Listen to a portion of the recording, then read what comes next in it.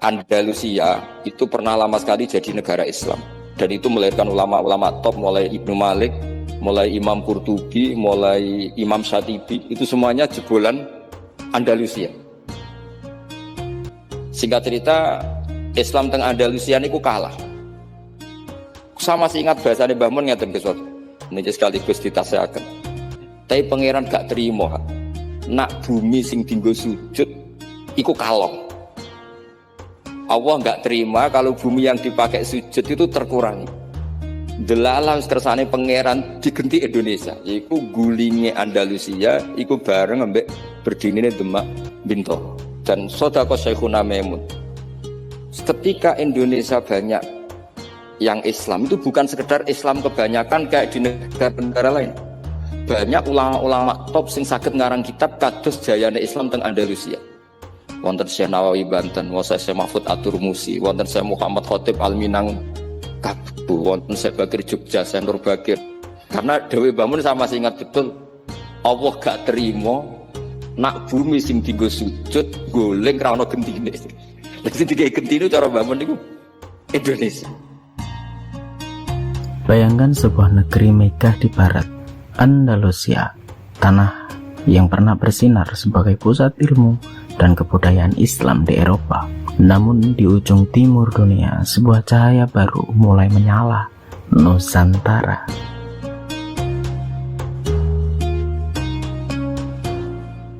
Saat satu peradaban Islam mulai runtuh, yang lain justru sedang bangkit. Tahun 1492, sebuah peristiwa besar terjadi di Granada. Benteng terakhir Islam di Spanyol jatuh ke tangan Raja Ferdinand dan Ratu Isabella. Sultan Abu Abdullah, pemimpin terakhir Kesultanan Granada, terpaksa menyerahkan kunci kota. Ia pun pergi meninggalkan negerinya sambil menahan tangis. Di atas bukit, ia menoleh ke belakang, menatap tanah yang kini bukan lagi miliknya. Ibunya berkata, "Menangislah seperti wanita, karena engkau tak mampu mempertahankannya seperti seorang pria." Sebuah era berakhir. Andalusia tak lagi menjadi rumah bagi Islam. Masjid-masjid diubah menjadi gereja. Kitab-kitab ilmu pengetahuan dibakar. Dan umat Islam dipaksa untuk berpindah keyakinan atau diusir dari tanah air mereka sendiri. Namun pada waktu yang hampir bersamaan, jauh di timur, Nusantara sedang memasuki babak baru.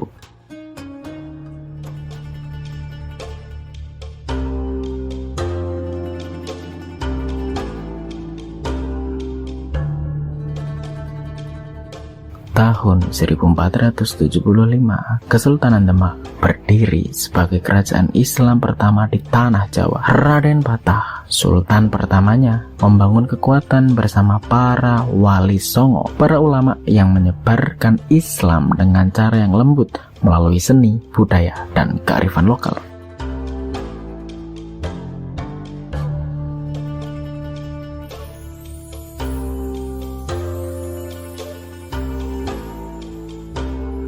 Di Demak, Islam tak hanya hadir sebagai agama tetapi juga sebagai fondasi peradaban baru. Masjid Agung Demak dibangun, sebuah simbol bahwa Islam kini berakar di tanah Jawa.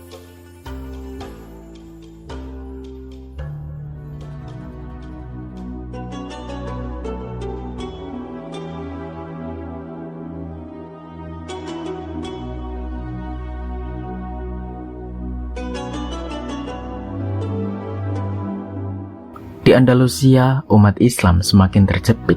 Inkuisisi Spanyol mulai beraksi. Mereka yang tetap mempertahankan Islam secara diam-diam disebut sebagai Moriscos, diburu, dipaksa murtad atau dihabisi. Di jalan-jalan Cordoba, Sevilla, dan Granada, umat Islam yang dulu hidup makmur kini menjadi buronan di tanah mereka sendiri. Perpustakaan besar yang dulu menyimpan ribuan manuskrip ilmu dihancurkan. Di Alhambra, istana yang pernah menjadi lambang kemegahan Islam kini berkibar bendera Kristen.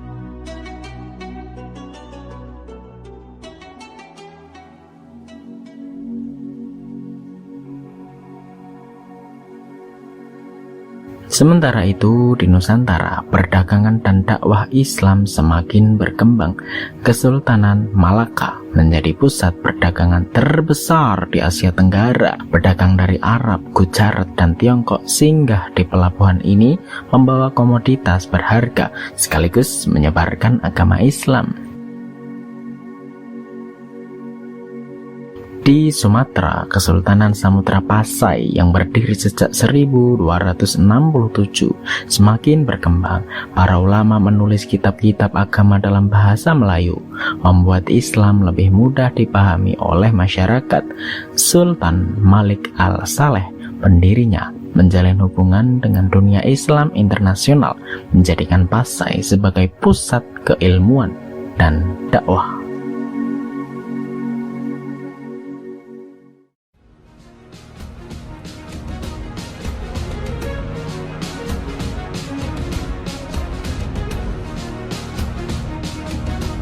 Di Andalusia, umat Islam kini tinggal sejarah.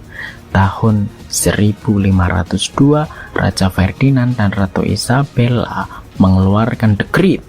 Semua muslim yang masih tersisa di Spanyol harus murtad atau dihukum mati. Andalusia yang dahulu penuh cahaya ilmu kini gelap dalam represi dan ketakutan.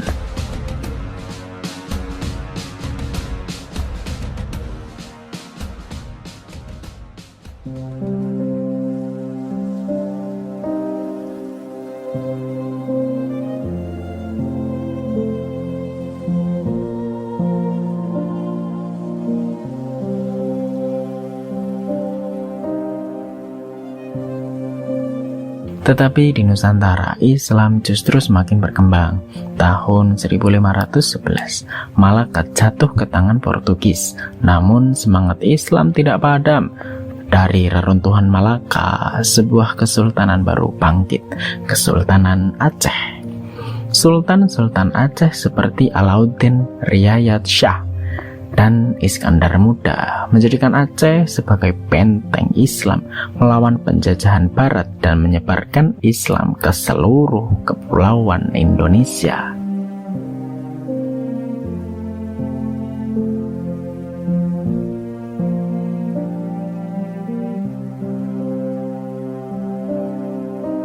Di Andalusia, Islam telah sirna.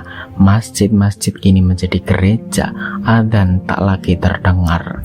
Mereka yang masih berpegang teguh pada Islam memilih untuk pergi, meninggalkan tanah kelahiran mereka, mencari perlindungan di dunia Islam lainnya. Namun di belahan dunia lain, Islam tidak mati. Nusantara kini menjadi rumah baru bagi Islam. Dari Demak ke Aceh, dari Banten ke Mataram, Islam terus berkembang. Kesultanan Mataram Islam pun bangkit pada tahun 1586, melanjutkan perjuangan Islam di tanah Jawa di bawah kepemimpinan Sultan Agung. Mereka melawan penjajahan Belanda dan mempertahankan kedaulatan Islam.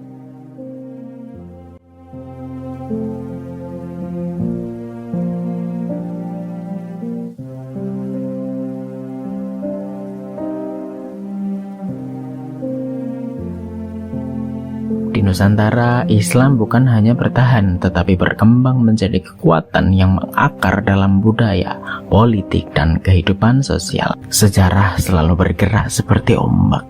Andalusia mungkin telah jatuh, tetapi Islam menemukan rumah baru di tempat lain. Di Nusantara, Islam bertumbuh dan berkembang menjadi bagian dari identitas bangsa hingga hari ini. Maka dari sejarah ini kita belajar bahwa kejayaan bukanlah sesuatu yang abadi. Yang terpenting bukanlah kejayaan itu sendiri, tetapi bagaimana kita mempertahankannya.